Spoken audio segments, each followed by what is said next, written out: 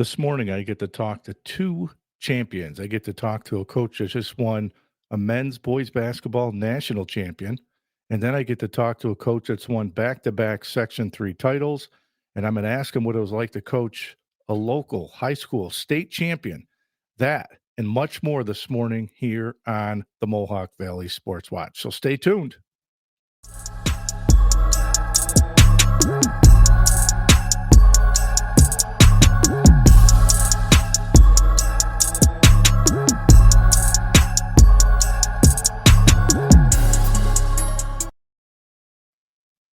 Welcome this morning to the Mohawk Valley Sports Watch. Thanks for tuning in this morning. I'm your host, as always, the coach, Rocky Crigliano.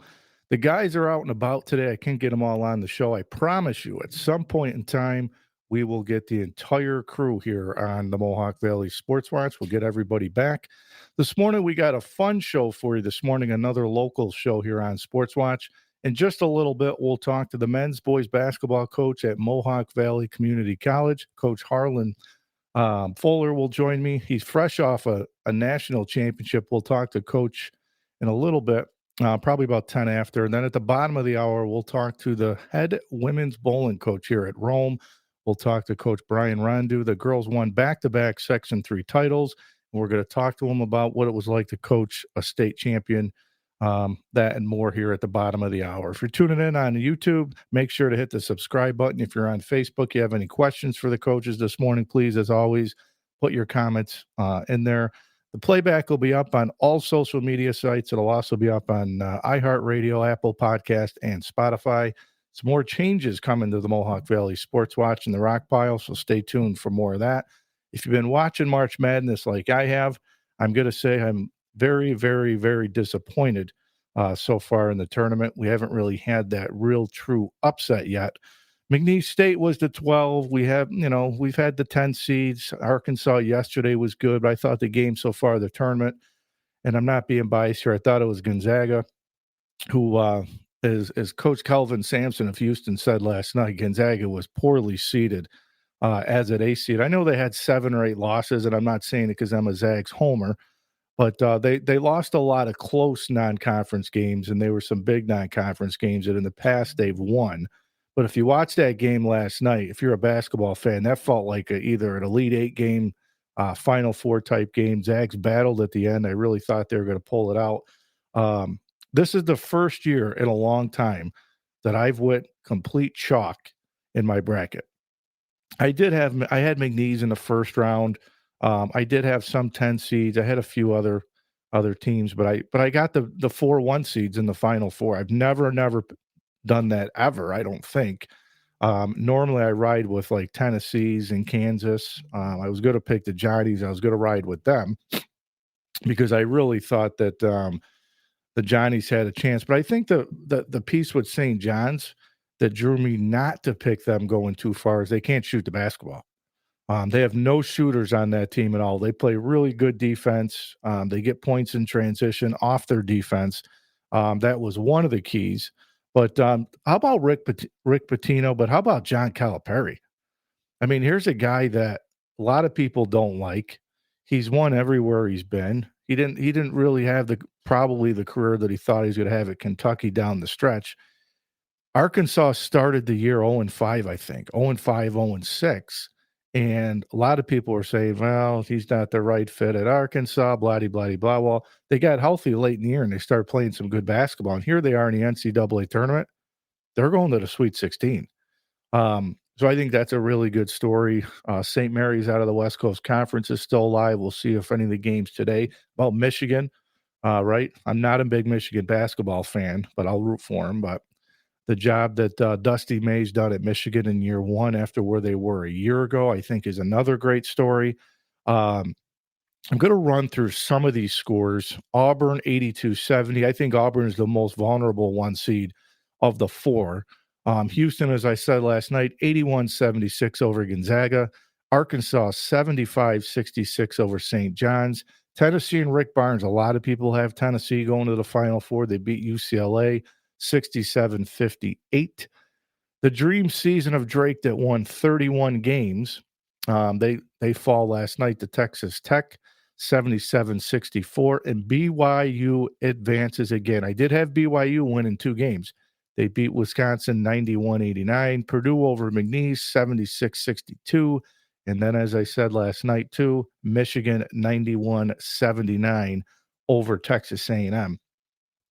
When you look through some of those, I think the job Bruce Pearl's done, I think this is probably the best team Pearl's had in a long time. I think they're the most vulnerable of the ones. I think Duke is with Cooper Flagg playing. Cooper Flagg looked as good as he normally does. Didn't look like the ankle was bothering him too much. I think Duke with Flagg, I think, gets to the Final Four.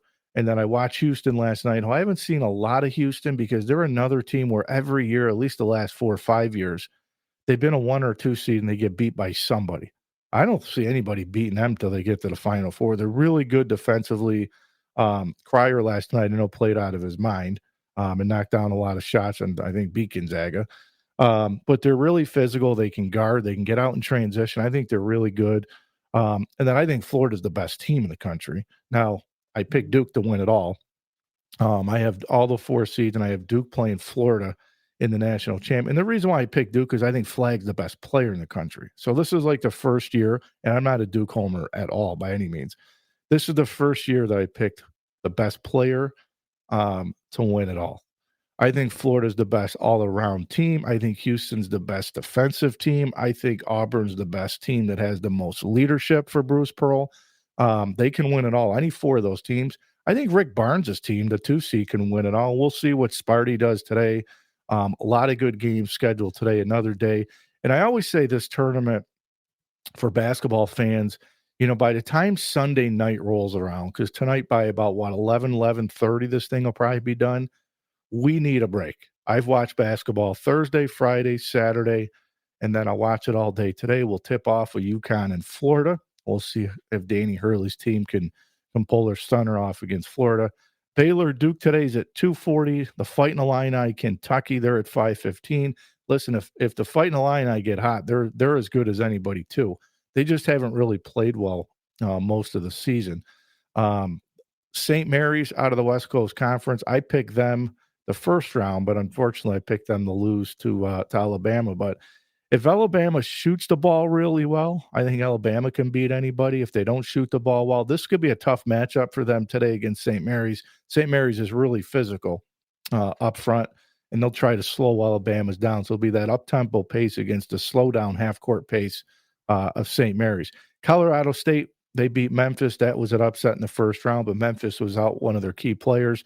They'll play a Maryland team who's playing really good basketball right now. That's one of the night games. Ole Miss, how about the job that Chris Beard has done? I don't know if anybody wants to talk about Chris Beard. I know there are a lot of, he got himself in a little bit of trouble when he was over at Texas Tech, but all the guy's done is won basketball games. And if I was Indiana, I know he didn't get the job, but I had said if I'm Indiana, there's 2 calls that I make, or I said 3 calls that I make. One of them was to Brad Stevens, who Brad Stevens isn't leaving the NBA. The second call I would have made was to Steve Alford. I'm really not sure why Steve Alford doesn't get the call. I know some of the guys on TV were talking about it. I was trying to listen to Dan, what's his name, Dan Dakich. He was kind of running through why, because he's got some ties to Indiana, of why Steve Alford isn't getting the call. And then the third call I said was to Chris Beard. And Rick Pitino in an interview on ESPN said the same thing. He goes, if I'm Indiana, I make 1 phone call, and that's to Chris Beard. And what he's doing at Ole Miss in year 1, he's got him in the second round of the NCAA tournament, and they're good. They can beat Iowa State today, so that'll be a good game. And then how about Pitino's kid, Richard Pitino? New Mexico, winners of the Mountain West Conference, and they're really good. They're without 2 of their best players that were first-round picks, second-round picks in the NBA. They're playing without them all season. Here they are, 27-7.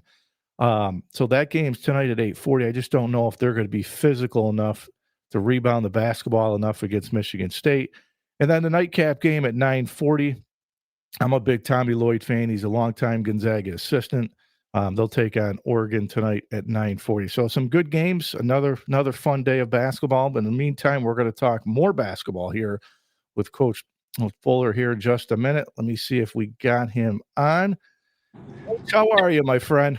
Hey, good morning. How you doing today? I'm doing fantastic. How are you? Doing wonderful. Doing wonderful. Listen, I appreciate you taking the time to come on with me this morning, especially on a Sunday morning. Oh, absolutely. So, Coach, I want to talk to you. This was, I believe, this was your fourth season at MV as the head coach, and I want to talk to you about your time from when you took over the program, which MVCC's always had a rich tradition of basketball here locally in the area. What's it been like for you from when you first got this job until now? How would you assess where you think the program's at in your short time? Well, as you said, I was fortunate when I got here. Coach St. Croix had done a great job, building this program up, and they had a few great seasons leading up to my time taking it over as well. But when I interviewed here, I wasn't really sure what to expect, but it was evident when I got on campus that all of the resources were here to chase a national championship and ultimately win one. Our administration, just the administration here, our athletic director, everything was kind of in place. So I kind of saw that, and I thought we really had a foundation to go after it here. Certainly, that first year just had about a month to build the team.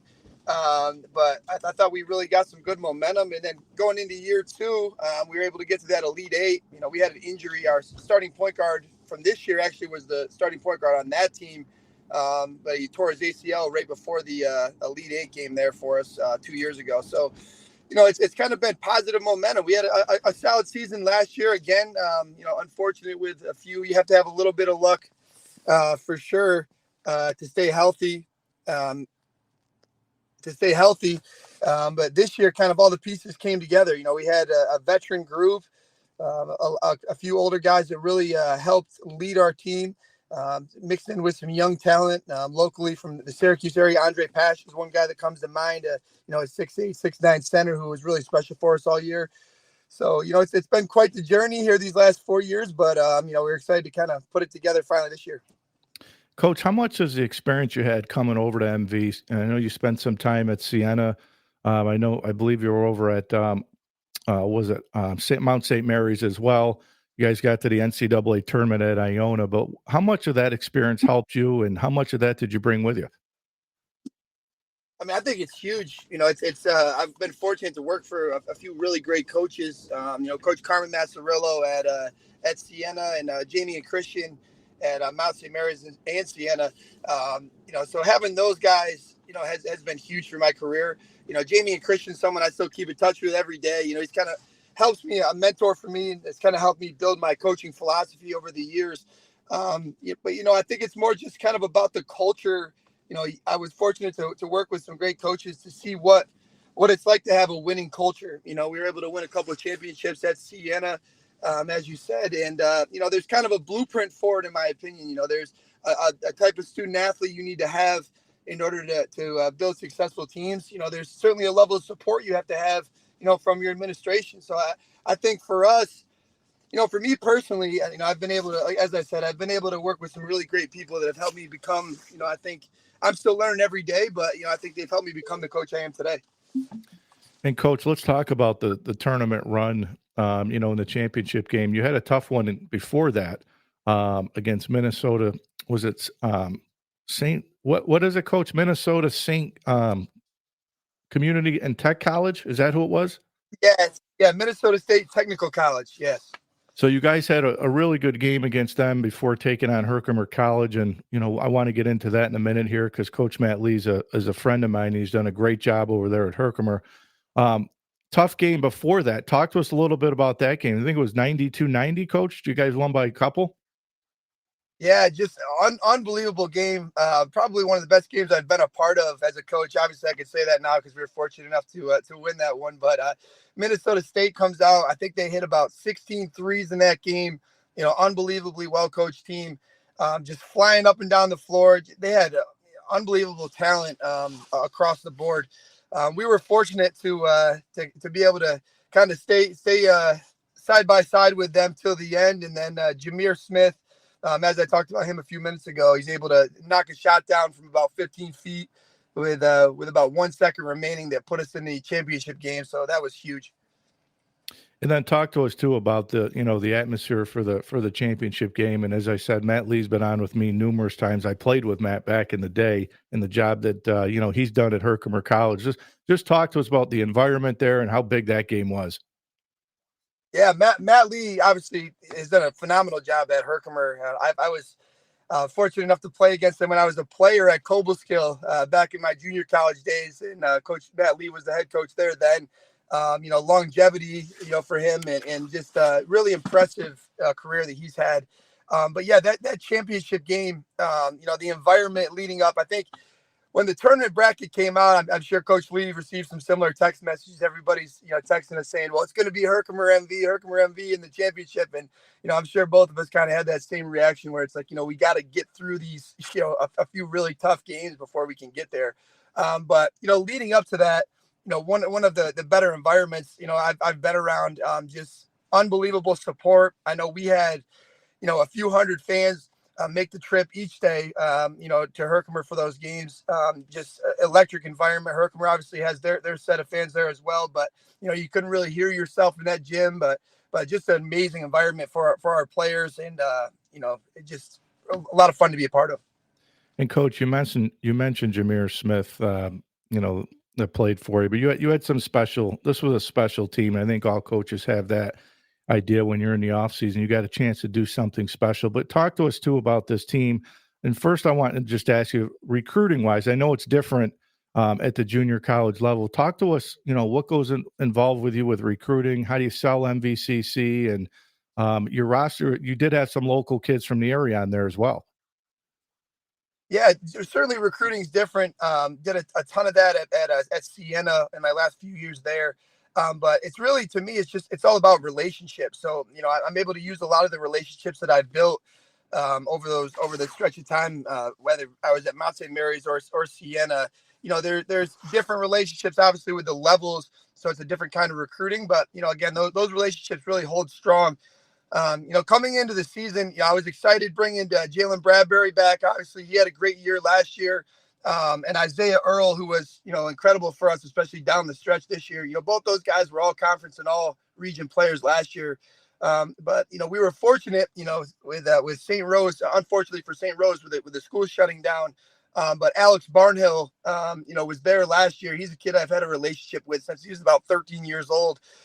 So when that school shut down, we were able to get him over here to Mohawk Valley. And, similar, Andre Pasha was another one that was, he was a scholarship kid out of high school. He had some opportunities with some Division II schools, but, he was excited to kind of chase the opportunity to get a Division I scholarship at some point. So we were able to kind of get him here. It really goes down the line. So many different pieces and a lot of different guys sacrificing, their personal accolades to be part of, to chase something special.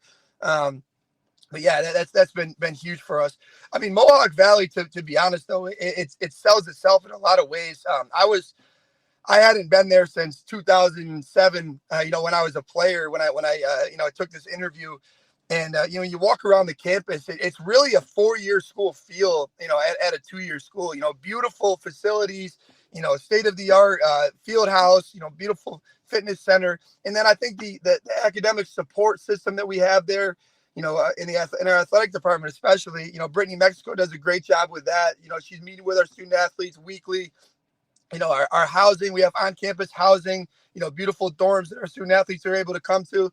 And again, I think there's kind of a vibe at Mohawk Valley. There's a lot of people when I started walking around campus interviewing here, it was a lot of people that had been here 10, 15, 20 years, and I don't think you see that a ton in a lot of junior colleges. So I think when I saw that and kind of saw all the pieces that were put together here, we saw this, you could really build something special. And Coach, what goes into this roster now? Because I'm sure here in the offseason you'll have to sit down and look at this roster, and you have to see who's coming back, who's gone, and what's the offseason like look for you guys? I mean, to be honest, it's going to be a complete rebuild. A lot of Andre Pasha, for example, is only a freshman, but he's got to go on to the scholarship level and kind of further his career. We lose all of our starters. We lose Kai Pasha, who was an All-American last year at TC3 at his last school. Jalen's going to go on. I think we'll probably only bring back 2 or 3 guys. So, that's the challenging but exciting part at the junior college level. I love the recruiting piece. I love getting out there. I'm actually in Binghamton right now at the state tournament. I do a little bit of color commentary for the NHFS network here, so that's a lot of fun. But I'm obviously able to see games over the course of 3 days. So the recruiting trail is not for the faint of heart, that's for sure, at the junior college level. But there's a lot of talented student athletes in New York and beyond. So excited to continue to stay out here and build another talented roster. So, Coach, has it sunk in yet? What's changed for you? I'm sure you get a chance to walk around the area and people coming up to you saying congratulations. I know we've all followed, the journey in the season, but what's it been like for you? If you actually had time to sit down, take a deep breath, and say, "Geez, we just won a national championship." I'll be honest. It's been really, really incredible. One of the greatest things kind of about this. Obviously, as you start getting down the stretch, you just want it so bad for the kids. You wanted them. They've worked so hard since August to have this opportunity, and then for it to finally come to fruition. I get so many messages from our players every day, just how grateful they are to have been part of something like this, and really just the relationships they've built with each other. It's just all of that stuff kind of coming together has been really amazing. So it's really been exciting, but really another great part about it's just been the alumni base at Mohawk Valley. We've had a Scott Snyder, who's an alumnus at Mohawk Valley, put together a group of guys. He had about 15 guys that have played on the Mohawk Valley teams. I think there were a few guys from like the 1980s and early 90s making the trip up and saying how much it meant to them to have a team, win this championship. And, it's been really, really great to kind of see how much it's meant to a lot of people that maybe you don't understand in the moment, how much it means. So I have moments where I wake up in the morning and it takes a few minutes to kind of set in, but it's really been special. Doing it here at Mohawk Valley has just really been incredible. Coach, last question I have for you. I don't know. Hopefully, you've had time to watch some of the March Madness here from Thursday, and then tonight will be another long day as well. I think my wife's tired of me sitting on the couch watching basketball. But who do you like to get to the Final Four? That's a tough one. I'll be honest. I had this is completely true, and I'll send you a graphic if you don't believe me. I had a perfect bracket through the first day, and into the second day, and I was sending it to my guys, in the group chat. I was feeling pretty good about it. Final Four is going to be tough to pick that. I had St. John's, regrettably. Huge Rick Pitino fan. I was sad to see them go down, but also excited for Cal Perry to kind of silence some of the doubters that he's had as he made that move to Arkansas. Really like Houston, really like Duke. Looking to see Cooper Flagg's been, him being healthy is obviously going to be huge down the stretch, but would love to see Calvin Sampson get it done. The way he does things defensively and so physical and gritty and tough. I really think they have a chance to make a run at it. Yeah, Coach, this is the first time that I'm a diehard Gonzaga fan. I thought they were underseeded. I thought that game last night felt like it was like an Elite Eight Final Four type game, but this is the first year that I've went chalk in the Final Four because I think all the one seeds are truly the best teams left. I think Auburn's probably the most vulnerable team, but man, Houston's physical. They're big up front. They can defend. They're going to be a tough out.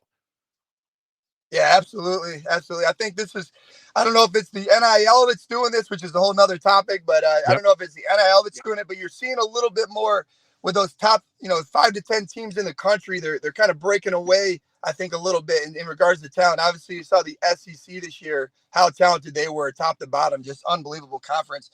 But like you said, I think when you're Houston, when you defend like you do, you make every possession is difficult for the opposing team. You give yourself a chance, and Calvin Sampson with his experience, I think he's going to have a chance to make a run at it. Always sad to see Mark Few go down, though. I mean, Gonzaga is always one that has a chance. I saw the stat. I can't remember how many Sweet 16s in a row he's been to, but it was something unbelievable. So always kind of surprising to see them go down. But as you said, tough matchup for them. Yeah, absolutely. It was 9 straight for Gonzaga, and it was 5 straight for Houston last night into the Sweet 16. So, Coach, listen, let's do it again. If I do a Sweet 16 Elite Eight show, you're welcome. Maybe I'll reach out to you, see if you got any time to come on and talk some hoops. Absolutely, I'd love to. Listen, I appreciate you having me on, and great opportunity to get on here and talk to you. No, I appreciate it, Coach. Thanks a lot, and congrats on a great season. Absolutely. Have a great rest of your day. Enjoy those games today, too. Thanks, Coach. So that was Coach Harlan Fuller, the MVCC men's basketball coach. And, some crazy stats I was looking at. They were 29-1 overall this past season. Their only loss was to Herkimer College earlier in the year. And they were 13-1 in conference play. Then they went on a great run in the tournament to win a national championship. And it's tough at that junior college level because you only get kids maybe 1 year, 2 years, and then they're off. Hopefully that, they can go play somewhere else. And I was going to actually get into the player development for him, but I just didn't have enough time to talk to Coach. So we'll see.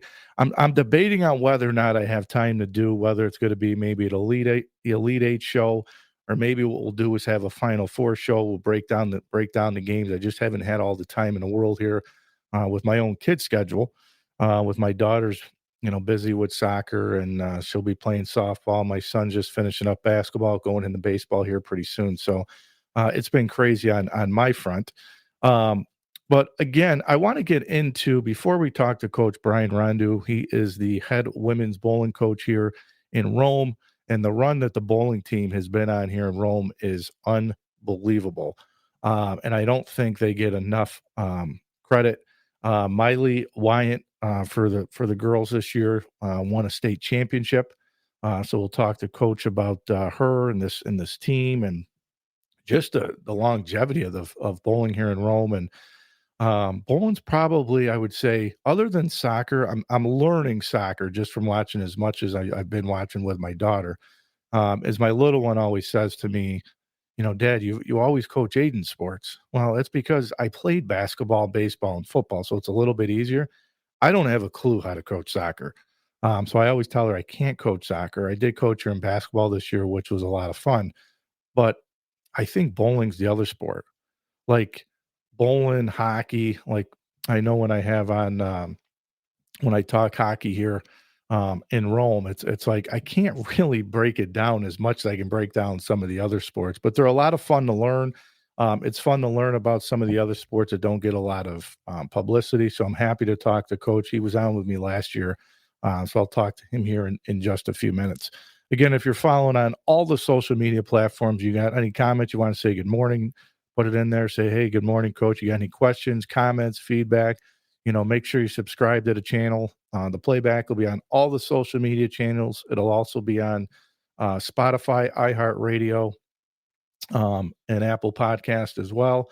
Again, thanks to Coach Fuller for coming on here with me in just a little bit. Great interview. If you missed it, I'll make sure I play it back. So without further ado, I think we have Coach on. Let's go to Coach now. Coach, how are you, my friend? Good morning. Can you hear me okay? I can hear you loud and clear this morning. How are you? I'm fantastic. How about yourself? Doing great. Good to have you on again. And I know we spoke last year, and I was just telling the group, I said, go easy on me because there's like maybe 3 or 4 sports that I really can't break down like some of the other sports. Bowling is one of them, hockey's another one, and soccer, which I'm learning through my kids.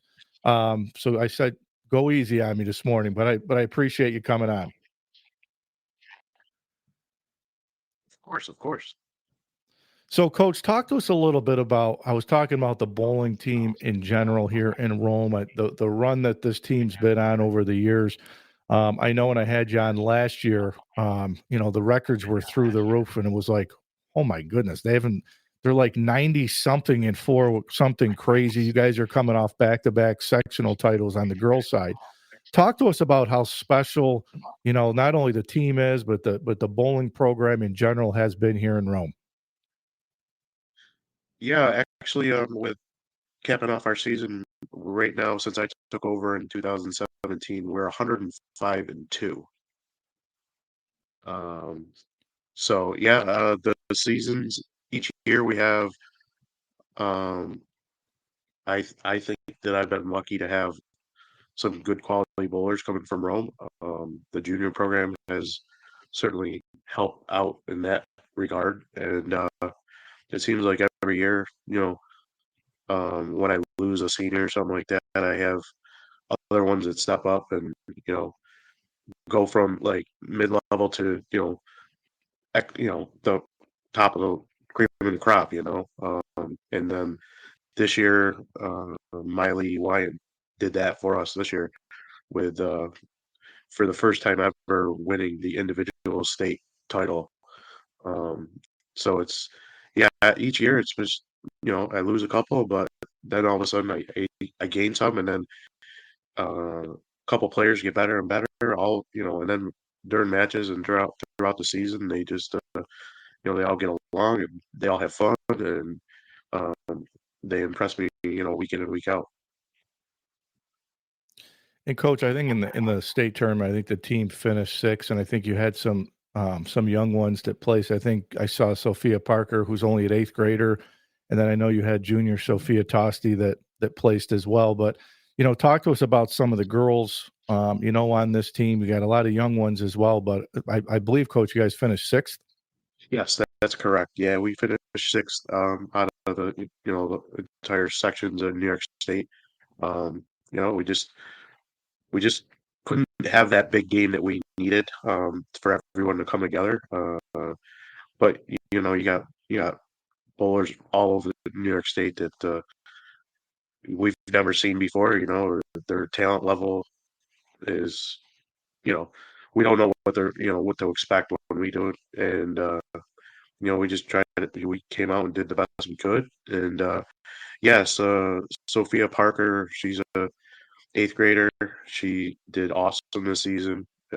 She blew me away. She blew a lot of people away. Even coaches from other schools, when we had matches, they're like, "Who is this?" And I've actually had a couple of them say, "How are you so lucky to get these good bowlers?" But yeah, next year is going to be tough. I'm going to have 4 seniors next year, and that you know it may be a rebuilding after that, but you know 4 seniors, and they're all 4 of them are right there at the top. Um, all 5 actually of my main girls actually qualified to participate in the state finals. However, the last 2 spots were for an alternate position if somebody was to be ineligible or there was an injury and stuff. So I actually had 5 girls that could have participated in the states, last weekend. Yeah, Sophia Parker, awesome. Toasty, Sophia Iglesias Tosti, she's going to be a senior next year. I remember having that conversation with you, um, and yeah, she's been great, picking up her game, and we got, my senior this year was Olivia Holuska. She had a great year, and um, and then I have Izzy, Koteri. She did great. She's a junior too, so she's going to be in that crew that's going to be leaving next year. And yeah, and then like I said, Miley Wyatt was, absolutely killed it this year. She had she set the bar high. She had her own, goals, and she told me that she had a goal for her average for the season, and when she had like missed it by like a tenth of a point, she goes, "Oh no, I want it to be higher." Like, so she ended up averaging 216 for the season, and her goal was 225, and I'm like, that was a great goal.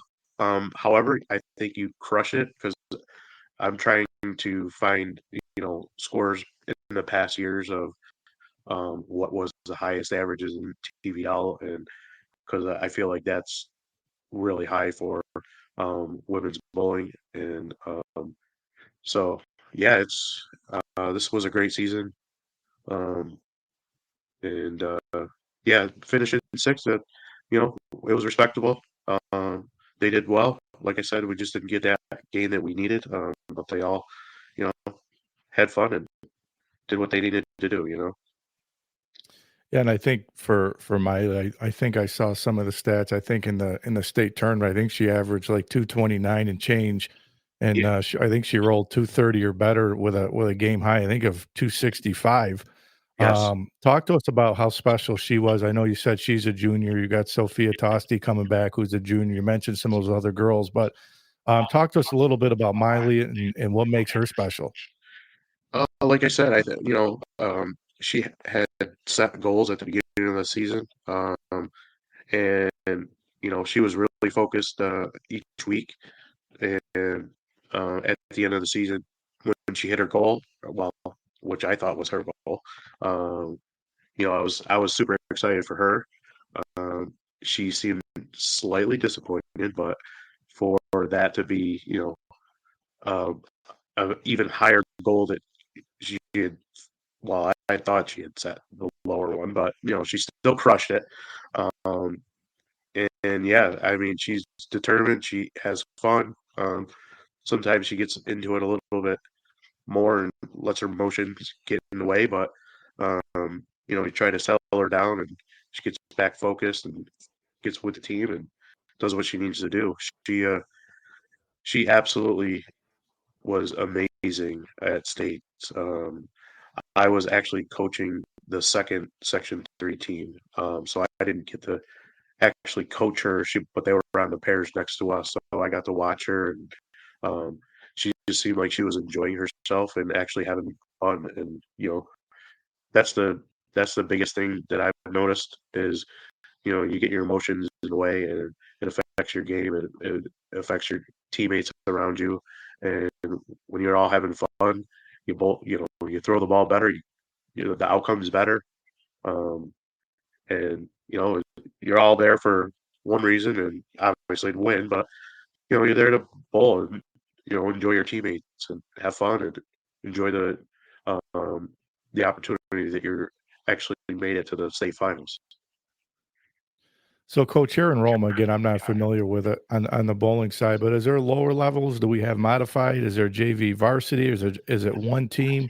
No, yeah, it's just one team. Years back, there used to be a JV squad, but um, yeah, there's nothing. We're just a varsity squad. Like I said, we kind of grab a lot of the bowlers from the junior program on Saturday mornings at Kingpin. Um, and yeah, I wish there was some lower levels, but that's the sport that we're in, and um, this. I don't want to say the sport's dying, but the participation is kind of down all across the board. So yeah, Well, I think the 105-2, I think that's what you said, is impressive, and I'm always happy to have you on here. I always say that I think there's a lot of teams in this area that don't get enough publicity, and I think you guys are one of them. So I appreciate you again coming out with me this morning and this year, and I know we'll do it again next year. But I appreciate it, Coach. Great season. absolutely. Thanks so much, and hopefully we'll talk to you next season. Absolutely, Coach. Thanks, and have a good rest of the weekend. Yes, you too. Thanks so much. So 105-2. That's the record for the bowling team, which I think is unbelievable. And coach has came on with me last year. Talk about the team. And again, I didn't know there's no lower levels and all that type of stuff. But you had a great team, and sounds like they'll be good again next year. Some young kids coming up, which will help the program out as well. So congratulations to the coach, and congratulations to Miley on winning a state championship. And there was a lot of state finishers that finished in the top 10. So congratulations to all Rome bowlers. All right. Well, listen, I'm out of time here this morning. I want to thank Coach Fuller for coming on this morning and talking MVCC boys basketball, fresh off a national championship. So thanks to Coach Brian Rondu for coming on to talk about the RFA girls sectional title, and Miley Wyatt for winning a state title. I'll let you know on the next show next week if we're going to do a March Madness show or not. We'll definitely look to do one over the next couple of weeks. More good things coming on the Rock Pile and the Mohawk Valley Sports Watch, so make sure to stay on Facebook and then follow me at www.therockpilerome.com. for all episodes. So on behalf of the entire crew here at the Mohawk Valley Sports Watch, Coach Pags, Coach Medicis, and the Stat Man, I appreciate everybody tuning in this morning. Everybody have a good rest of the weekend. Watch a lot of college hoops today. I'm out. I'll see you next week right here on the Mohawk Valley Sports Watch. This has been the Rockpile Podcast. This is where you come for authentic conversations with athletes, coaches, teams, business leaders, and so much more. It's our passion to dive deep into the highs, the lows, and the obstacles that shape incredible stories of resilience and triumph. Right. We hope you've enjoyed the show. If you did, make sure to like, rate, and review. Find us on Facebook, Twitter, LinkedIn, YouTube, Spotify, iHeartRadio, and Apple Podcast. See you next time on The Rock Pile.